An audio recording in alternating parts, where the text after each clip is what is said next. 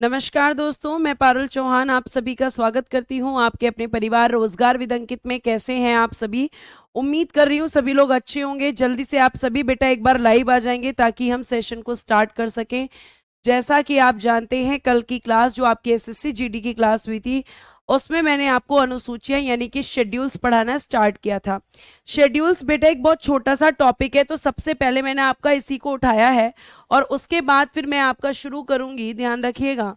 उसके बाद में आपका शुरू करूंगी, यहाँ पर आपका जो टॉपिक स्टार्ट करूंगी वो मैं आपका शुरू से ही करूंगी, संविधान सभा। ठीक है, संविधान सभा से शुरू करेंगे, लेकिन इस टॉपिक को खत्म करने के बाद, लेकिन उससे पहले मैं आपको अनुसूचियां पढ़ाने से भी पहले आपको कुछ बेसिक चीजें मैं आपको बताना चाहूंगी जो कि आपकी समझ में नहीं आ रही हैं, जैसे कि संसद क्या है, राज्यसभा क्या है, लोकसभा क्या है। उन चीजों के बारे में मैं पहले आपको बताऊंगी, कुछ बेसिक चीजें जिसके बारे में आपको किसी भी क्लास में पॉलिटी की पढ़ने से पहले उन चीजों की जानकारी होनी चाहिए। आप सभी को सबसे पहले तो मेरी तरफ से गुड इवनिंग, नमस्ते, राधे राधे, राम राम। बेटा ये क्लास आपकी इसी समय पर होगी, डेली इसी समय पर आपकी क्लास की जाएगी 5 से 6।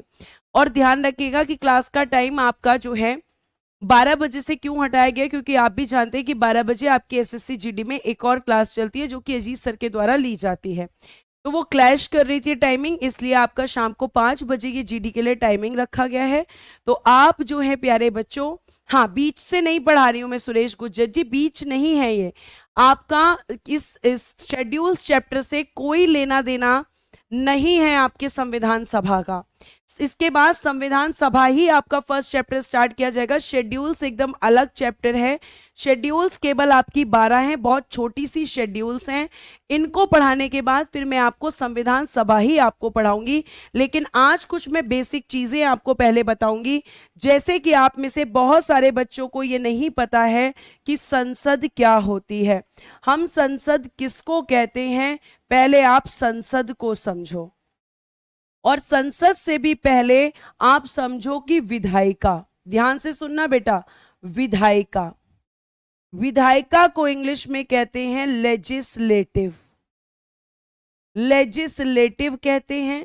और ये जो विधायिका होती है, अभी मैं केवल बेसिक चीजें बता रही हूं, कोई चैप्टर नहीं पढ़ा रही हूं आपको, सिर्फ और सिर्फ क्या बताया जा रहा है, बेसिक चीजें बताई जा रही हैं। अब बेसिक चीजें क्यों बताई जा रही है, क्योंकि जब इन चीजों के नाम बार बार बीच में आएंगे तो आप कंफ्यूज होगे कि अरे संसद किसको कहते हैं, लोकसभा किसे कहते हैं, विधायिका किसे कहते हैं। तो पहले बेसिक चीजें समझ लो, फिर मैं आपकी अनुसूचियां आज कंप्लीट कर दूंगी। और अगर आज ही टाइम मिला तो संविधान सभा जो कि आपका पहला चैप्टर है उसको भी शुरू करूंगी। बीच में से कोई भी चीज आपको नहीं पढ़ाई जा रही है, अपनी गलतफहमी को आप दूर कर ले पहले तो, ठीक है। अब ध्यान से सुनिएगा प्यारे बच्चों मेरी बात को, और बहुत आराम से। जहां से आपको समझ में नहीं आएगा वहां से आप क्वेश्चन पूछ लेंगे। मैं पॉलिटी बिल्कुल आपको ऐसी पढ़ा दूंगी कि आपको यहां से पॉलिटी पढ़ने के बाद फिर पॉलिटी पढ़ने की जरूरत ना पड़े। मैम शेड्यूल्स एग्जाम में आते हैं, बिल्कुल आते हैं, आते हैं, तभी बेटा आपको पढ़ाया जा रहा है। अब आप ध्यान से सुनो, विधायिका, प्यारे बच्चे इसके विधायिका के नाम से ही पता चल रहा है कि इसका कार्य क्या होता है। इसका कार्य यानी कि इसका जो फंक्शन होता है, आपको मैं बता दूं कि इसका कार्य, इसका फंक्शन होता है मेकिंग ऑफ लॉज या मेकिंग लॉज, कानून बनाना। क्या लिखेंगे, मेकिंग लॉज यानी कि कानून बनाना। ये आपकी विधायिका का कार्य होता है, कानून बनाना। अब प्यारे बच्चों आप कहोगे कल तो आप संसद बता रही थी, तो आप मेरी बात को फिर से ध्यान से सुनेंगे, ठीक है, बहुत अच्छे से सुन लो और यहां पे ध्यान से सुन लो। अब ये जो विधायिका होती है प्यारे बच्चे, ये जो आपकी विधायिका है ये आपकी दो जगह पर होती है।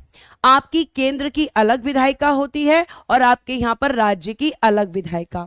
तो आपके यहां पर प्यारे बच्चे, मैंने बोला केंद्र और राज्य, तो आपके यहां पर सरकार होती है।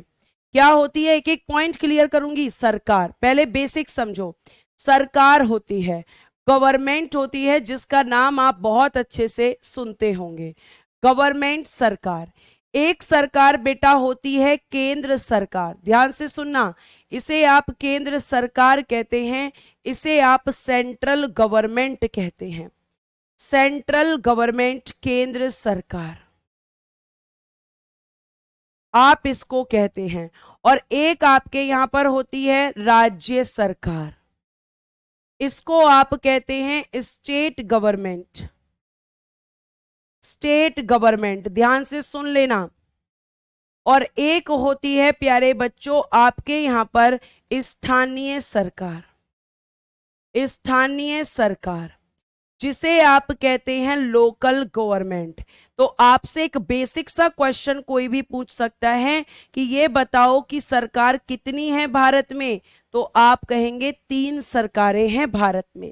अब मैम केंद्र सरकार क्या होती है, राज्य सरकार क्या होती है, और ये स्थानीय सरकार क्या होती है, इनका मतलब भी हमें बताओ।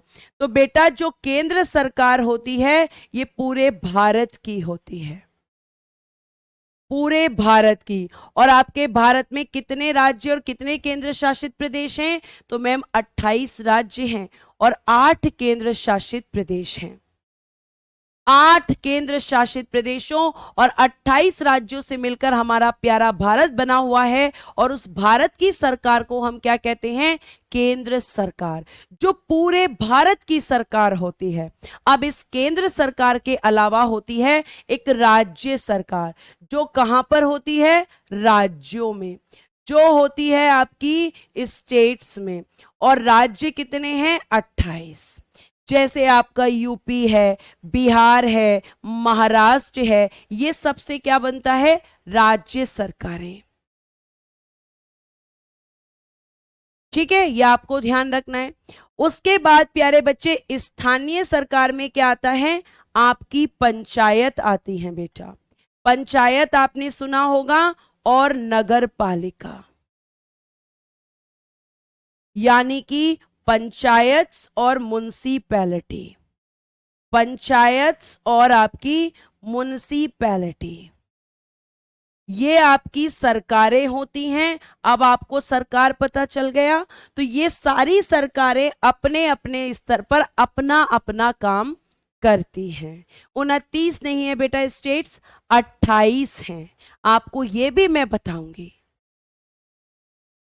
अब देखिएगा, उसके बाद अभी शेड्यूल्स पढ़ाऊंगी, पहले बेसिक समझो, क्योंकि अभी आपको बेसिक चीजें ही नहीं पता। तो आपकी अब ये जो विधायिका होती है ये 2 जगह पर होती है। एक आपकी होती है, ध्यान से सुनना, एक होती है आपकी केंद्र में। कहां पर होती है एक विधायिका, सेंटर में। कहां पर होती है, सेंटर, सेंट्रल गवर्नमेंट की एक केंद्र होती है आपकी विधायिका। और ये जो केंद्र वाली विधायिका होती है इसका नाम होता है संसद। तो केंद्र सरकार की विधायिका को आप क्या कहते हैं, पार्लियामेंट कहते हैं। मैं आपसे पूछ रही हूं और आपसे पूछूंगी समझाने के बाद। तो केंद्र सरकार की विधायिका को हम क्या कहते हैं, तो आप कहोगे कि केंद्र सरकार की विधायिका को मैम हम संसद कहते हैं। और ये जो संसद है ये केंद्र सरकार के लिए कानून बनाती है। क्या करती है, इसका कार्य क्या है, केंद्र सरकार के लिए कानून बनाना। केंद्र सरकार या पूरे देश के लिए, या पूरे देश के लिए कानून बनाना। पूरे देश के लिए कानून बनाना, पूरे देश का मतलब है कि जो 28 राज्य हैं और जो 8 केंद्र शासित प्रदेश हैं उन सब के लिए कानून कौन बनाएगी, संसद बनाएगी। और प्यारे बच्चे इस संसद का मतलब 3 लोगों से होता है। इस संसद का मतलब 3 लोगों से होता है। और ये जो संसद है वो 3 लोगों से मिलकर बनती है। जरा ध्यान से सुनना, संसद कितने लोगों से मिलकर बनती है, एक मिनट थोड़ा सा ऊपर कर लेते हैं इसको। संसद, यहां पे नहीं, आप कंफ्यूज हो जाओगे। संसद, अब ये जो संसद है इस संसद का मतलब किस किस से है, तो आप कहेंगे लोकसभा, आप कहेंगे राज्यसभा, और आप कहेंगे राष्ट्रपति। आप कहेंगे लोकसभा, राज्यसभा और प्यारे बच्चों प्रेसिडेंट। लोकसभा और राज्यसभा को इंग्लिश में भी लोकसभा और राज्यसभा ही कहते हैं। तो प्यारे प्यारे बच्चों, आपकी जो संसद है वो कहां की विधायिका है? आप कहेंगे केंद्र की। केंद्र की सरकार की विधायिका है और केंद्र सरकार की तरफ से कानून कौन बनाता है? संसद। और इस संसद का मतलब 3 लोगों से है, लोकसभा, राज्यसभा और राष्ट्रपति। यानी इन तीनों के अलावा अगर इन तीनों में से कोई भी एक नहीं होगा तो आपके यहां पर कानून नहीं बनेगा। अगर कानून बनाना है तो तीनों की उपस्थिति जरूरी है।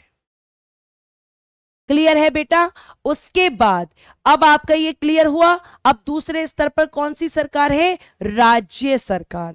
और प्यारे बच्चे, राज्य सरकार की जो विधायिका है, अब हम कहां की बात कर रहे हैं? कौन सी विधायिका की? राज्य सरकार की। तो इस राज्य सरकार की जो विधायिका होती है, स्टेट गवर्नमेंट की जो लेजिस्लेटिव होती है, उसे हम कहते हैं राज्य विधान मंडल। राज्य विधान मंडल हम उसे कहते हैं। आराम से ध्यान से सुनोगे तो सब समझ आएगा, और अगर फोकस जोकर नहीं सुनोगे तो समझ नहीं आएगा। राज्य विधान मंडल। और ये जो राज्य विधानमंडल होता है, इसको इंग्लिश में कहते हैं स्टेट लेजिस्लेचर। तो आपके सेंटर की विधायिका का नाम संसद है और राज्य की विधायिका का नाम मैम स्टेट लेजिस्लेचर है। और यहां पे इस विधायिका का काम क्या होगा? यहां पे ये किसके लिए कानून बनाएगी? राज्य सरकार के लिए कानून बनाएगी।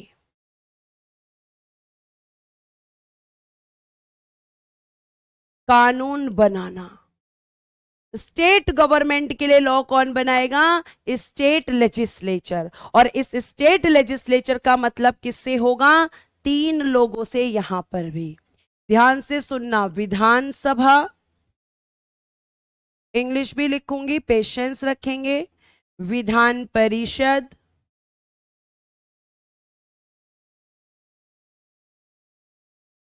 और प्यारे बच्चे राज्यपाल।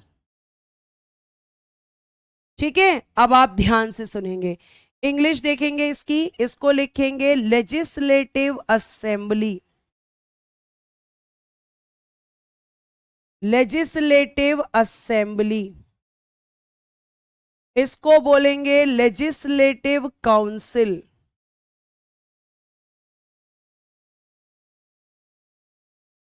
और इनको बोलेंगे गवर्नर। तो आपके राज्य में कानून कौन कौन बनाएगा? मैम विधानसभा, विधान परिषद और मैम गवर्नर। ये तीनों राज्य में कानून बनाते हैं। और राज्य की विधायिका का नाम राज्य विधानमंडल और केंद्र की विधायिका का नाम संसद होता है। अब आपने मैम कल कुछ वर्ड यूज किए थे, जैसे आपने लिखा था, अरे भाई, जैसे आपने लिखा था एमपी, आपने लिखा था एमएलए, आपने लिखा था एमएलसी। आपने फुल फॉर्म बताया था, लेकिन अब यहां पे ये समझ में नहीं आया कि आखिर ये आते कहां से हैं। तो प्यारे बच्चे, जो आपकी विधानसभा होती है, इस विधानसभा के सदस्य को क्या कहते हैं? इस विधानसभा के सदस्य को क्या कहते हैं? इसके सदस्य, इसके मेंबर को आप एमएलए कहते हैं। क्या कहते हैं? एमएलए कहते हैं। और जो विधान परिषद है, इसके सदस्य को आप क्या कहते हैं? एमएलसी कहते हैं। और प्यारे बच्चों, जो आपकी लोकसभा और राज्यसभा हैं, इन दोनों के ही सदस्य को क्या कहते हैं? एमपी कहते हैं। क्या आपको समझ में आया कि एमपी क्या होता है, एमएलए क्या होता है और एमएलसी क्या होता है? तो एमपी संसद के सदस्य होते हैं, आपके एमएलए विधानसभा के सदस्य होते हैं और एमएलसी आपके विधान परिषद के सदस्य होते हैं। ये क्या हो गई प्यारे बच्चे, आपकी विधायिका हो गई। और विधायिका का काम क्या है, कानून बनाना। और प्यारे प्यारे बच्चों, यहां पे मैंने कल भी बताया था, फिर भी आप पूछ रहे हो, ऐसे तो फिर काम नहीं चलेगा, रेगुलर क्लास करनी है। आज बता रही हूं, दोबारा बताई हुई चीज को नहीं बताऊंगी। मेंबर ऑफ पार्लियामेंट, हिंदी में लिख लीजिएगा, संसद का सदस्य। एमएलए को कहेंगे member of legislative assembly, member of legislative assembly, Vidhan Sabha का सदस्य, विधान सभा का सदस्य। और प्यारे प्यारे बच्चों, एमएलसी कहेंगे member of legislative council, member of legislative council यानी विधान परिषद का सदस्य। प्लीज अपनी नोटबुक में नोट कर लें, एमपी मतलब आपका संसद का सदस्य, एमएलए मतलब विधानसभा का सदस्य, और एमएलसी मतलब विधान परिषद का सदस्य। और जिसे आप एमएलए कह रहे हैं प्यारे बच्चे, इसी एमएलए को शॉर्ट में आपने सुना होगा विधायक कहते हैं। इसी को क्या कहते हैं, विधायक। और एमपी को क्या कहते हैं, सांसद। हर तरीके से मैंने आपको बता दिया, ठीक है। अब बात आती है, बेटा आप लिखना चाहें लिख सकते हैं, लेकिन ये बेसिक चीजें मुझे आपको बतानी पड़ेंगी कि विधायिका क्या होती है। फिर उसके बाद में विधायिका के बाद में विधायिका का काम कानून बनाना। और विधायिका प्यारे बच्चे दो जगह पर होती है, केंद्र में भी और राज्य में भी। कहां कहां होती है, केंद्र में भी और राज्य में भी। बेटा अगर आप फोकस होकर नहीं सुनोगे तो समझ में नहीं आएगा। एकदम बेसिक से स्टार्ट किया है कि विधायिका क्या होती है, ठीक है। विधायिका क्या होती है, समझ आया है तो जल्दी से थम्स अप करेंगे,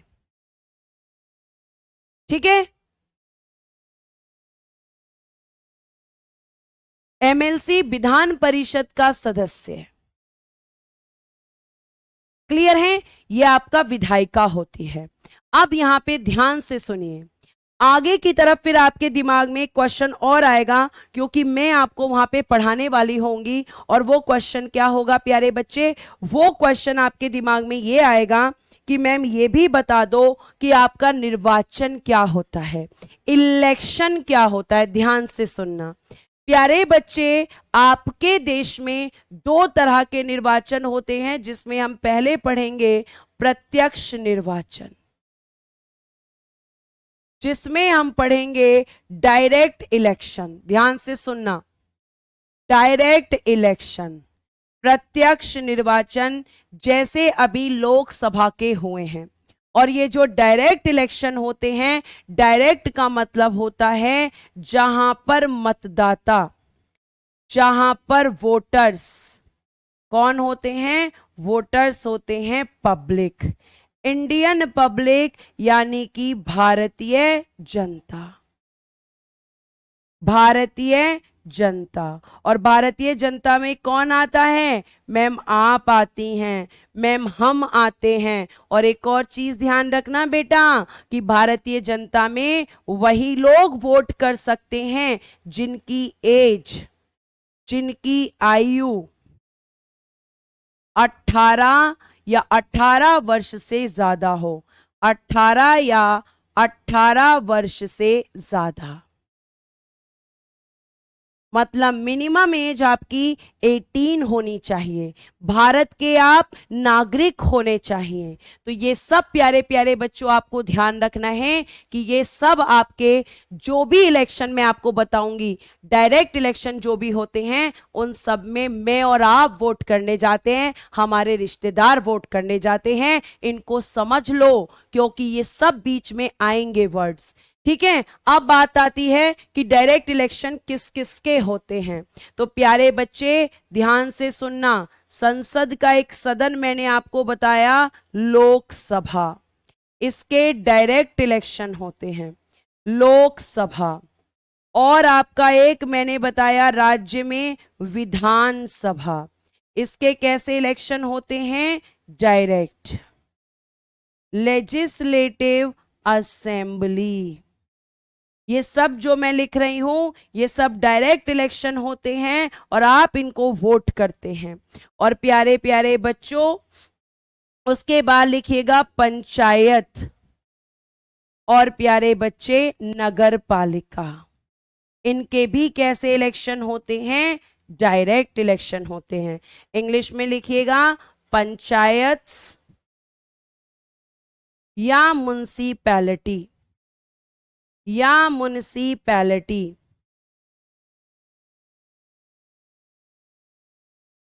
पंचायत या म्युनिसिपैलिटी, यानी कौन से इलेक्शन डायरेक्ट इलेक्शन होंगे? तो मैम उनको हम डायरेक्ट इलेक्शन कहते हैं जिनमें जनता वोट करती है। ठीक है, अनुसूचियां पूरी कराऊंगी, लेकिन पहले ये तो समझा दूं, क्योंकि ये सब फिर से बीच में आएगा और फिर से मुझसे बोलोगे कि अनुसूचियां समझ में नहीं आ रही। अनुसूचियां ही मैं आपको पढ़ाऊंगी, टेंशन लेने की जरूरत नहीं है, लेकिन पहले बेसिक क्लियर कर दूं, क्योंकि ये क्लियर नहीं होगा तो फिर आपको कुछ समझ में नहीं आएगा। तो कैसे इलेक्शन होंगे इन सबके? डायरेक्ट इलेक्शन होंगे। और प्यारे बच्चे, डायरेक्ट इलेक्शन का मतलब है कि आप लोकसभा में किसको चुनोगे? एमपी को। और विधानसभा में किसको चुनोगे? एमएलए को।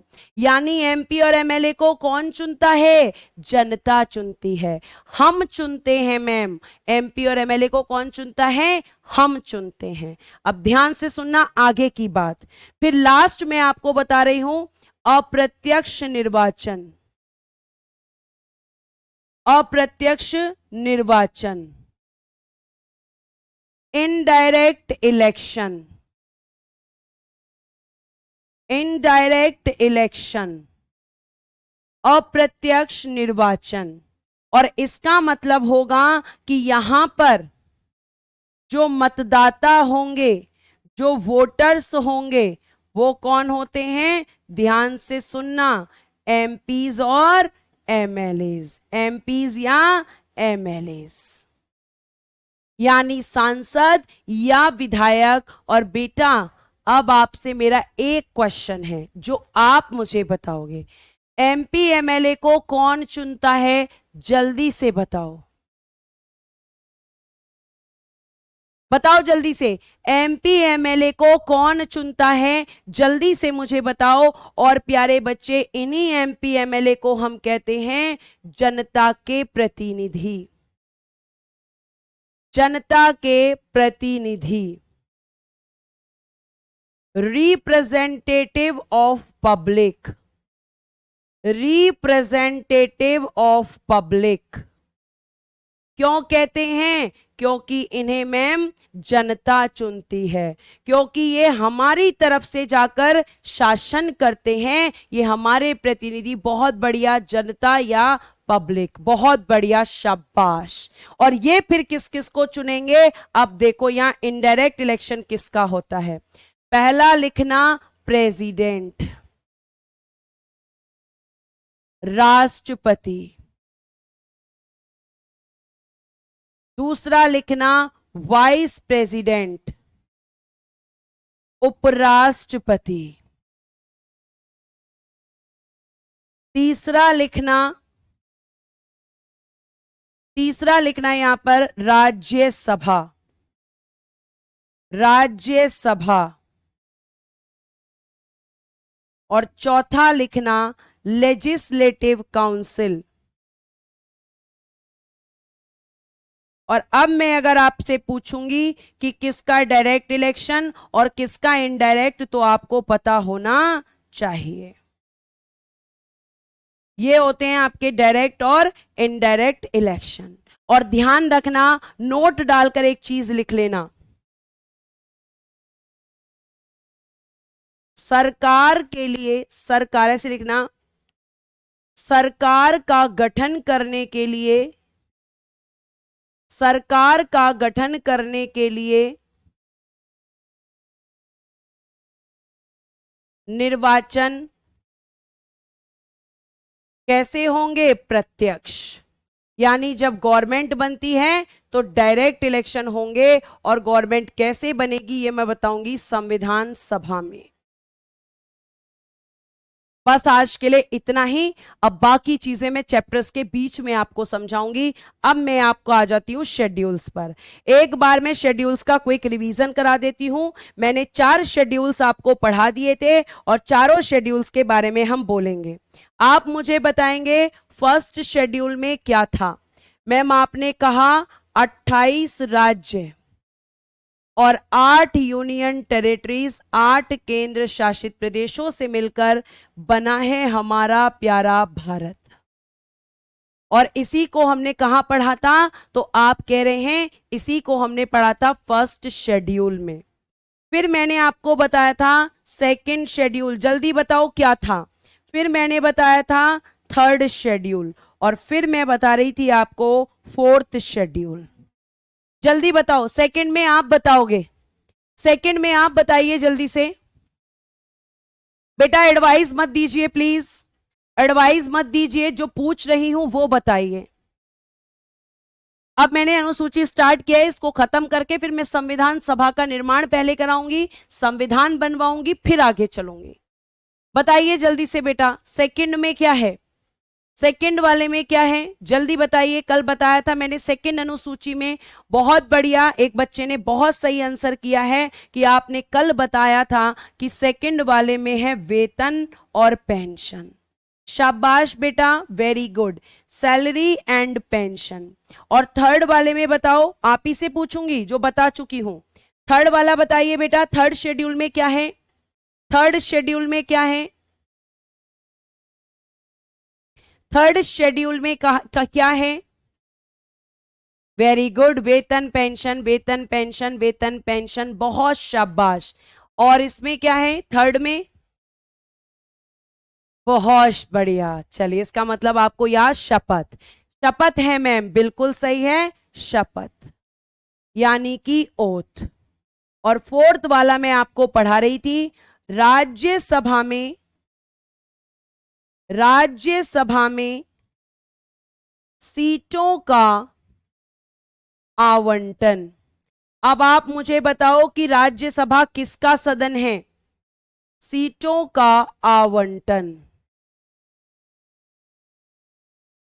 आप मुझे बताओ कि राज्यसभा में आपको बताना है, राज्यसभा में आपको बताना है कि आपके किसका सदन है राज्यसभा। तो आप कहेंगे राज्यसभा में सीटों का आवंटन, allotment of seats, allotment of seats in Rajya Sabha.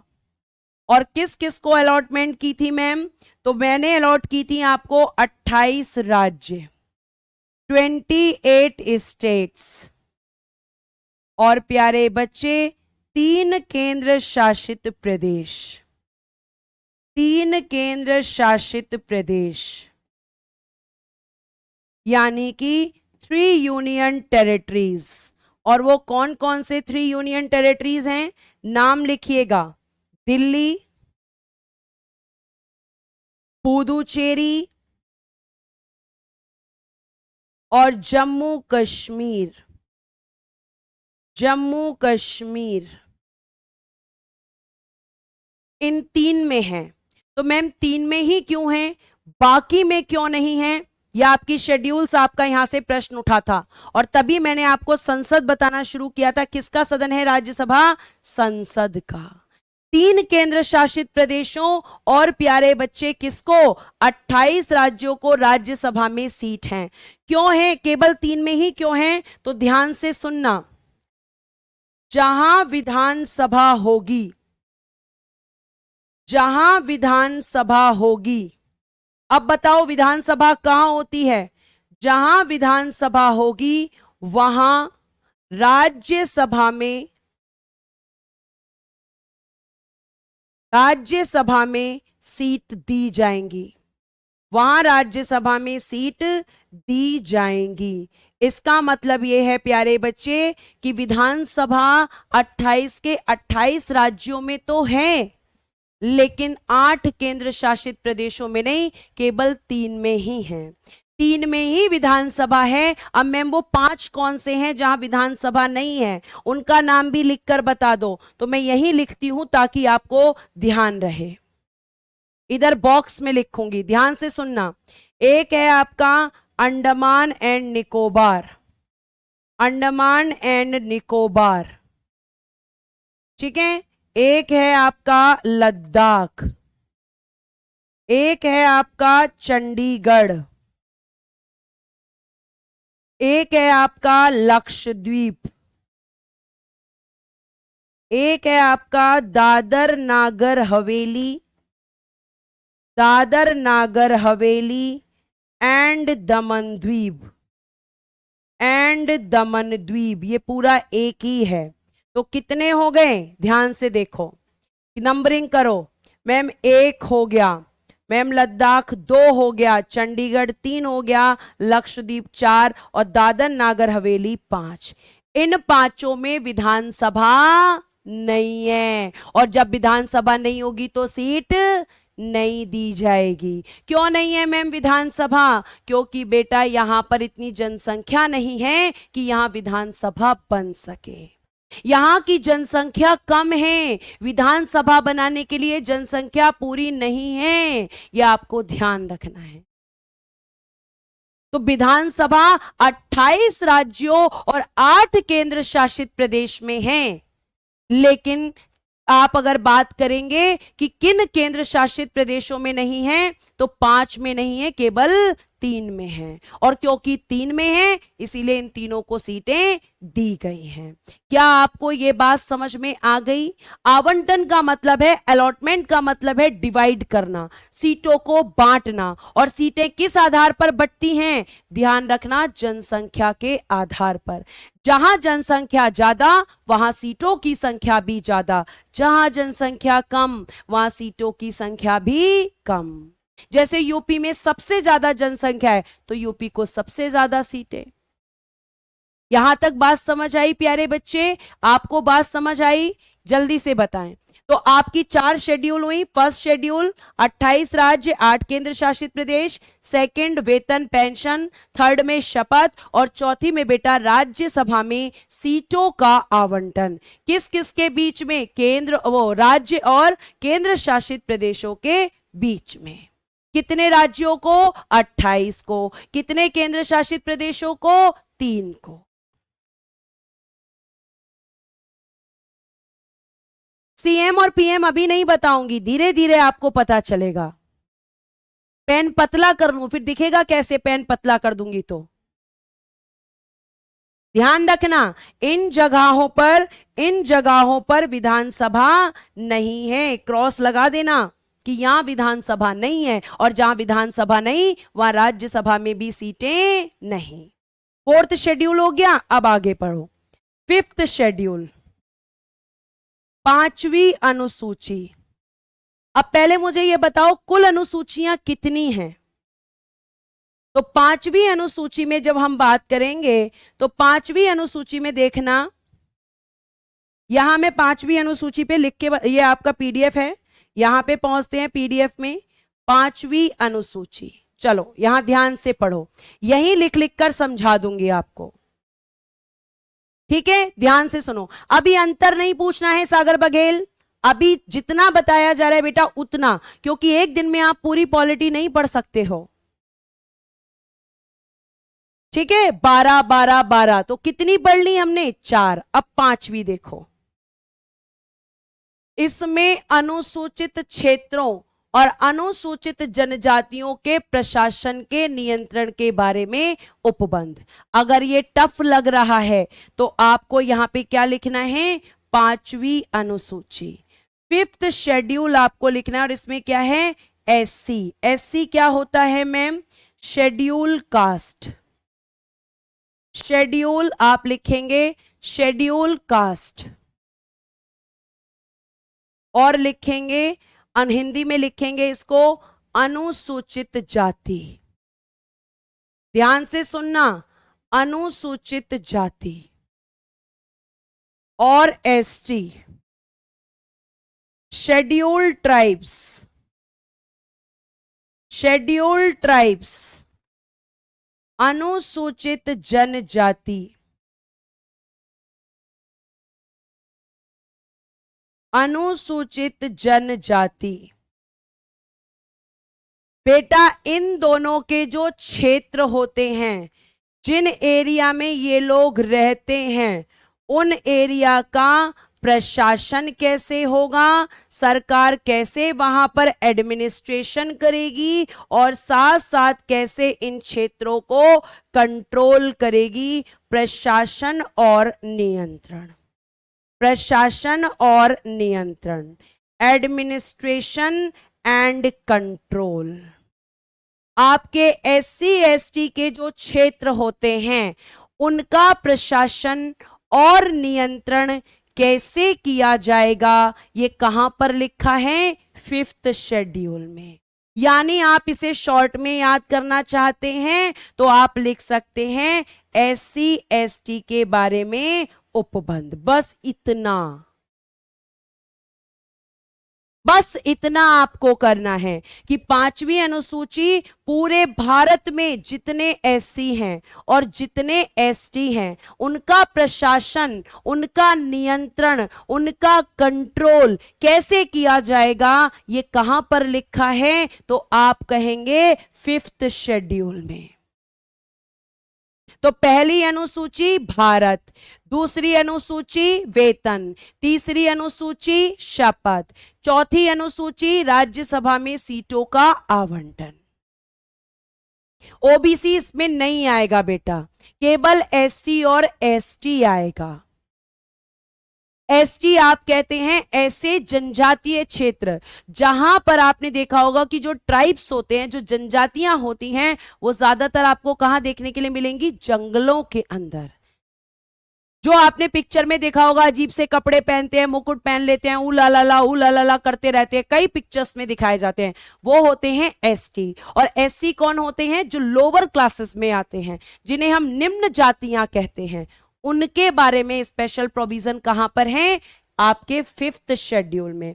अब 5वीं अनुसूची में एससी की भी बात है और एसटी की भी, लेकिन अब आएगी 6ठी अनुसूची, वो केवल बात करेगी एसटी की।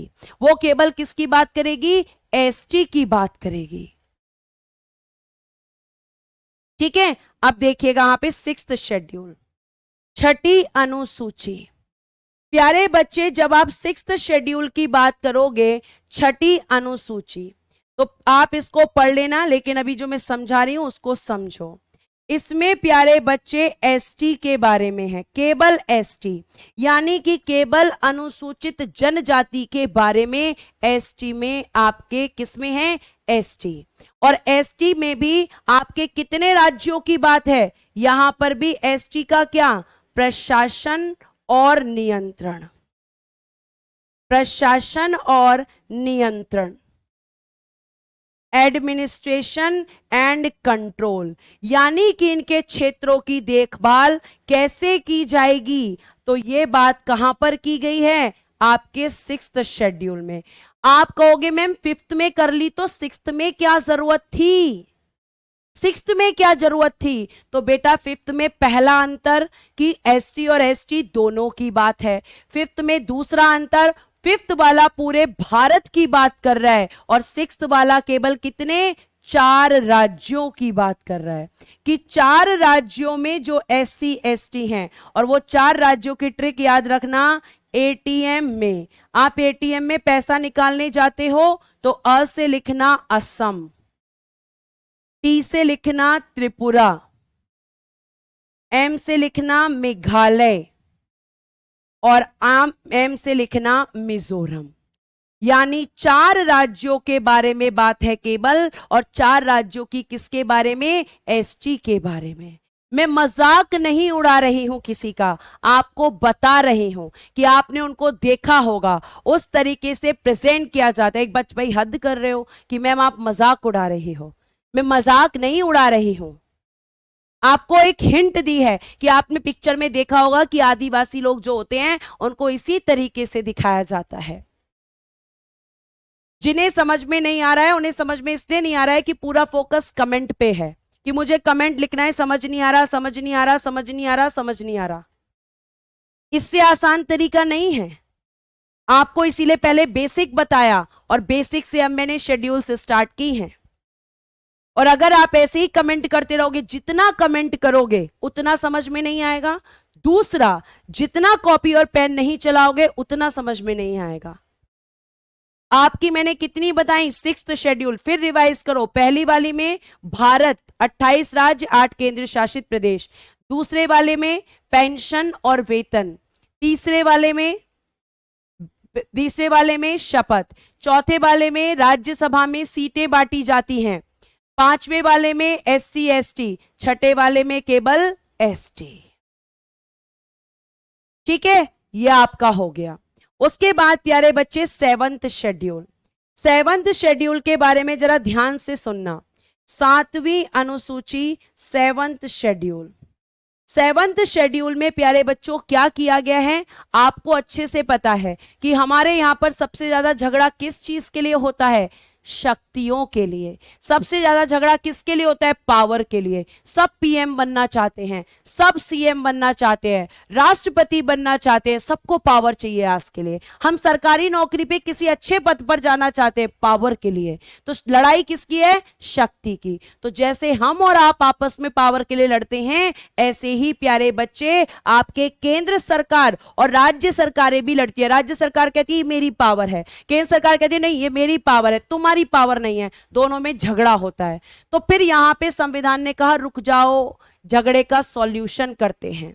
आपने एक घर में देखा होगा कि एक होती है देवरानी, एक होती है जेठानी, दोनों में किस बात को लेकर झगड़ा होता है, काम को लेकर, कि तुमने ये काम नहीं किया, तुमने ये काम नहीं किया। अब दोनों में झगड़ा हो गया, दोनों लेकिन अपनी सत्ता बनाकर रखना चाहती हैं।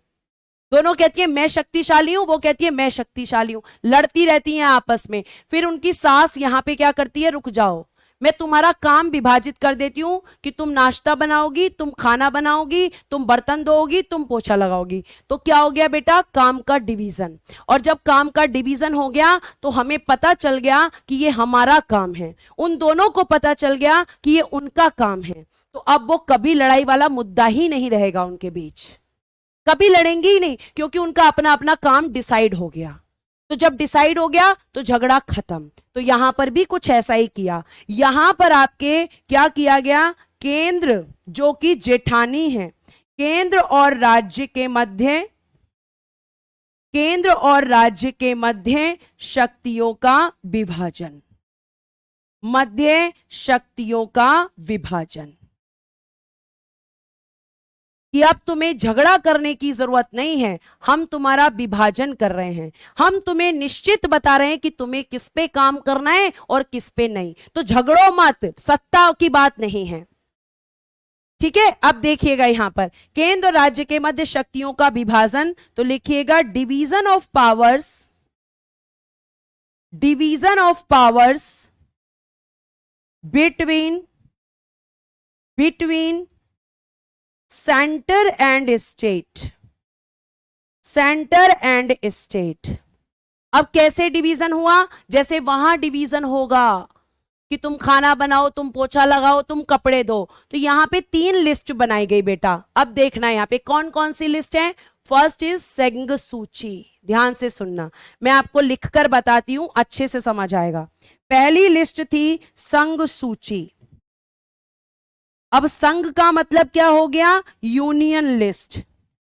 और इसमें संविधान ने कहा कि इसमें आपके 100 विषय रहेंगे, 100 सब्जेक्ट्स, 100 विषय। और इन विषय पर काम कौन करेगा, इन पर काम करना होगा केंद्र सरकार को। और जब केंद्र सरकार के लिए ये विषय निर्धारित हैं तो यहां राज्य सरकार कोई इंटरफेयर नहीं करेगी। यानी कि जेठानी का काम है खाना बनाना, तो वो खाना बनाएगी, देवरानी उसमें इंटरफेयर नहीं करेगी।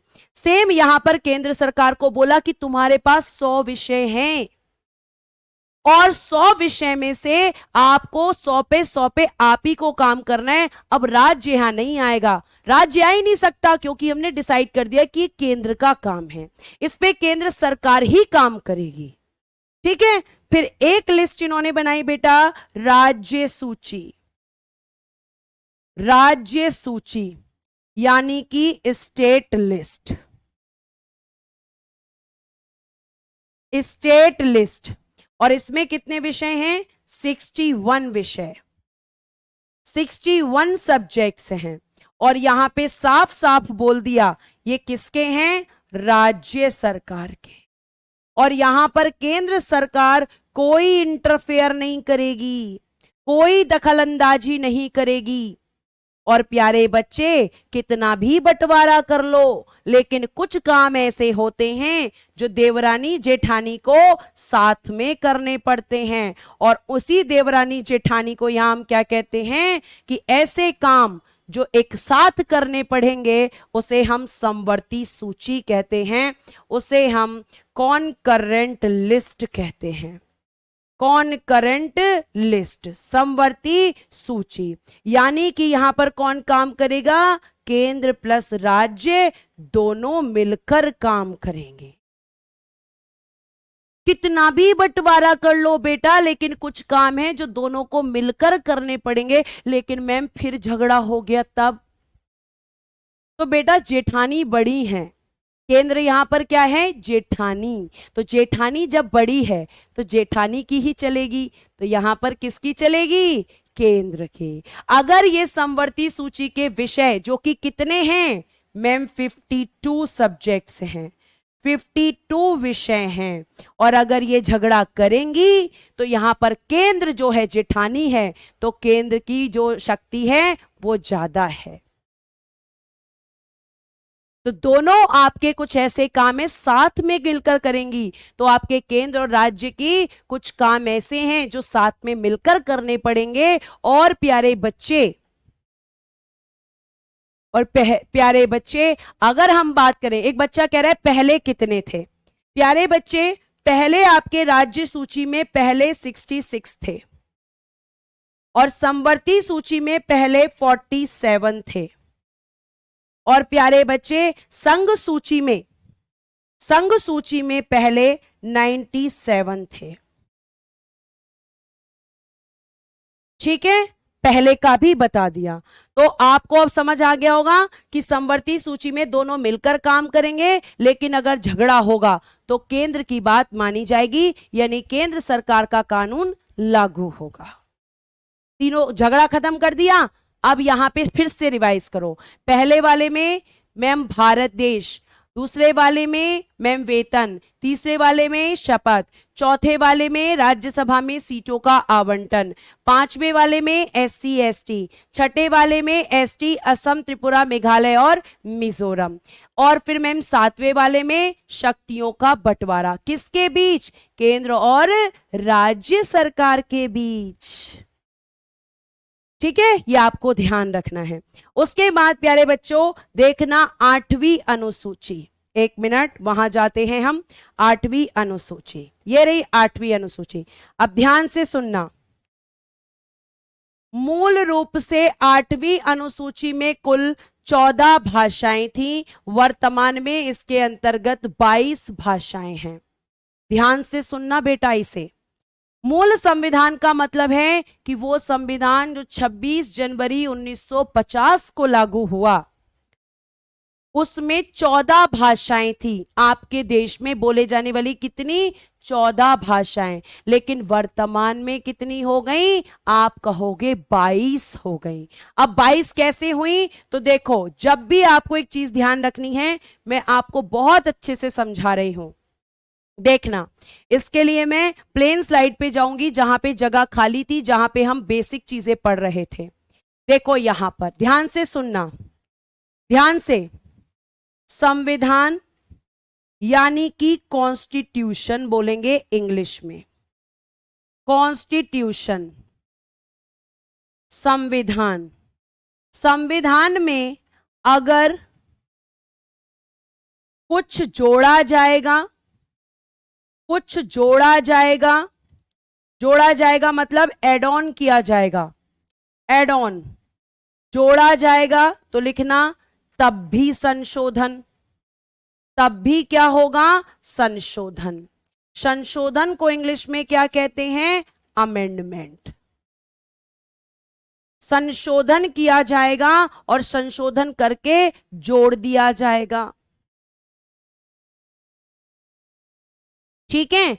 और प्यारे बच्चे, अगर हम बात करें, अगर कुछ हटाया जाएगा, हटाया मतलब रिमूव, मतलब संविधान से बाहर किया जाएगा, हटाया जाएगा, तब भी संशोधन। और प्यारे बच्चों, संशोधन कौन करेगा? तो संशोधन करने का अधिकार है संसद को। संशोधन कौन करेगा? पार्लियामेंट करेगी। आपके संविधान में संशोधन का मतलब है संविधान में कोई भी नई चीज जोड़ना या कोई भी नई चीज जोड़कर करने के लिए क्या चाहिए? संशोधन। और संशोधन कौन करेगा? संसद। संशोधन क्या होता है अभी पता चल जाएगा। संशोधन से आपके संविधान में परिवर्तन होता है। बेटा 26 जनवरी 1950 जिस दिन आप गणतंत्र दिवस रिपब्लिक डे मनाते हो, उस दिन आपका संविधान लागू हुआ था। और जिस दिन लागू हुआ उस दिन वो बच्चा था, उस समय के अनुसार उसको बनाया गया। लेकिन जैसे जैसे जैसे टाइम बढ़ा, अब क्या चल रहा है? 2024। और 2024 में प्यारे बच्चे आपको ध्यान रखना है, 2024 जब आया तो आपके संविधान में नई नई चीजों को जोड़ा। क्योंकि जब आप छोटे थे तो आपकी जरूरतें कम थी, आप बड़े हुए तो आपकी जरूरतें बढ़ी, और बड़े हुए और बढ़ी। तो ऐसे ही संविधान है। और संविधान में भी क्या होता है? समय के साथ परिवर्तन। जैसे आपकी समय के साथ चीजों में परिवर्तन हुआ। पहले आप थोड़े अलग दिखते थे, फिर आप थोड़े अलग दिखे, फिर आपकी लाइफ स्टाइल चेंज हुई, अब आपकी लाइफ स्टाइल और चेंज हुई, जॉब के बाद और चेंजेस होंगे। तो ऐसे ही संविधान में चेंजेस होते हैं। और संविधान में जो चेंजेस होते हैं उन्हें हम संशोधन कहते हैं। और कौन करता है संशोधन? संसद करती है। अब यहां पे क्या हुआ कि भैया यहां पे 14 भाषाएं थी, लेकिन अभी मैंने आपको बताया कि वर्तमान में कितनी हैं? 22। तो 22 हैं, तो 22 के बाद 14 के बाद कौन सी भाषा?